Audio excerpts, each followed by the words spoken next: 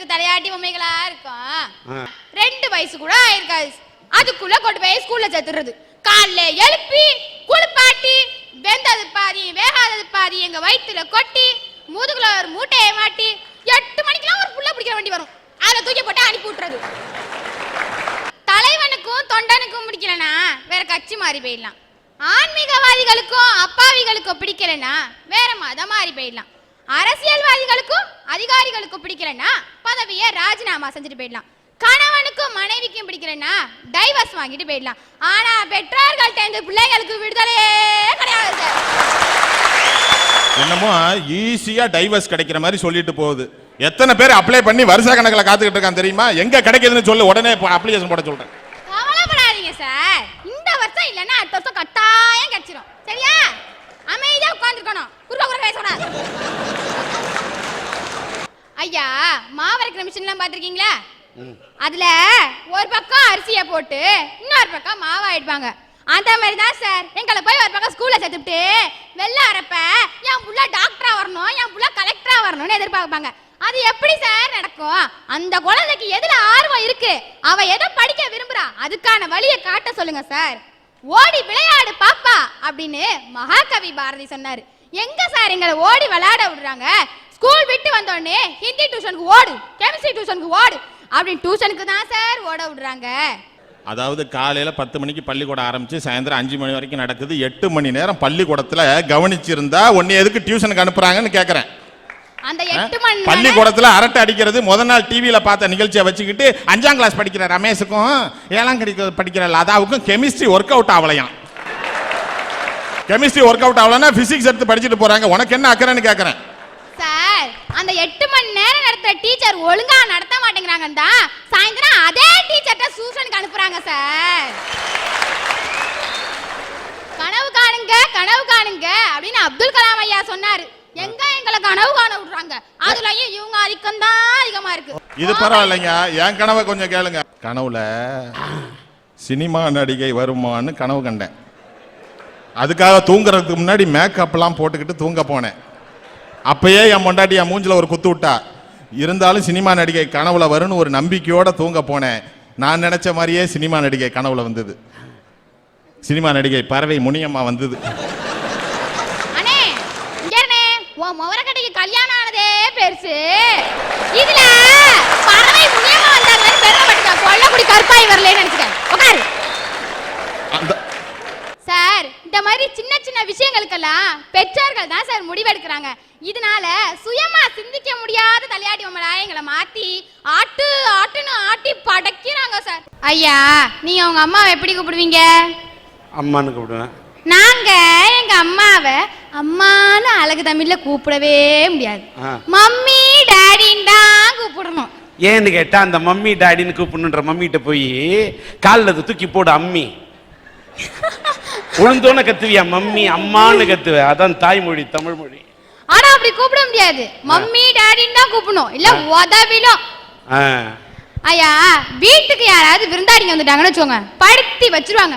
அந்த அங்கிளுக்கு ஒரு English rhymes சொல்லு, அந்த ஆன்ட்டிக்கு ஒரு ஹிந்தி ரைம்ஸ் சொல்லு, ஏன் ஒரு திருக்குறள் சொல்லு, ஒரு கொண்டை வேந்தன் சொல்லு அப்படின்னா சொல்லவே மாட்டாங்க. பிள்ளைங்கனாலே தலையாட்டி பொம்மை தான் சார். அதுல பொம்பளை பிள்ளைங்க நான் பிறந்துட்டோம் படுத்தி வச்சிருவாங்க. அங்க நிக்காத இங்க நிக்காத, அவனோட அங்க என்ன பேச்சு?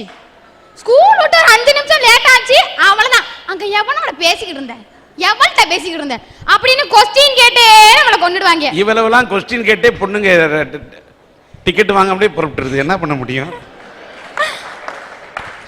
இப்படிதான் சார்.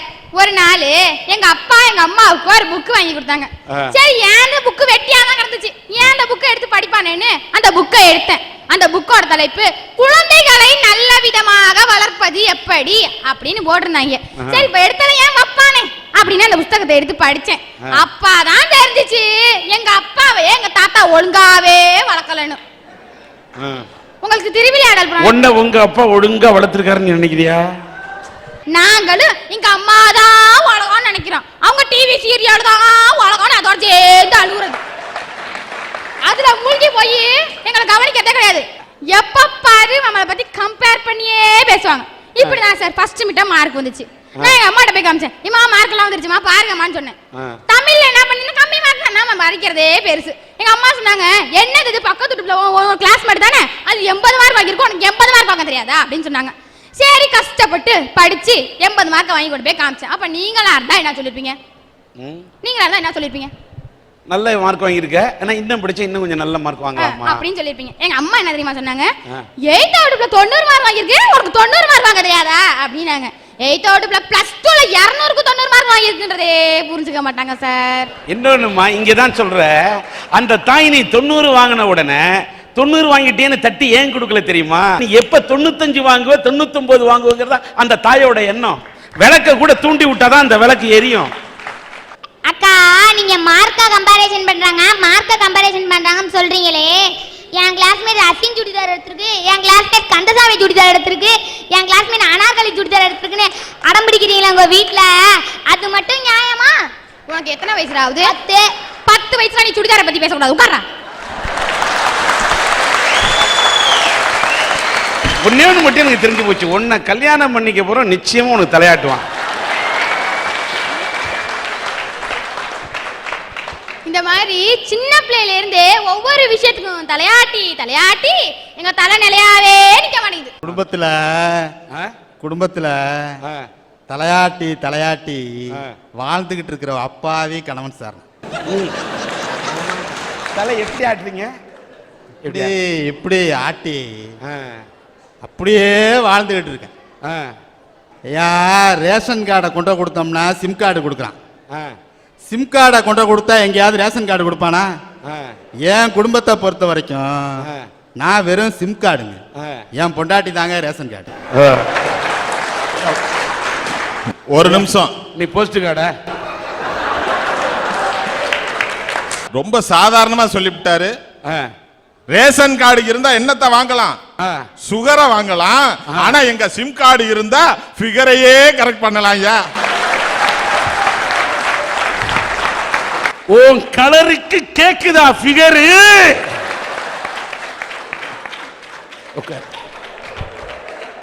போடுறது கண்ணாடி, சுத்துறது பொண்ணுங்க பின்னாடி.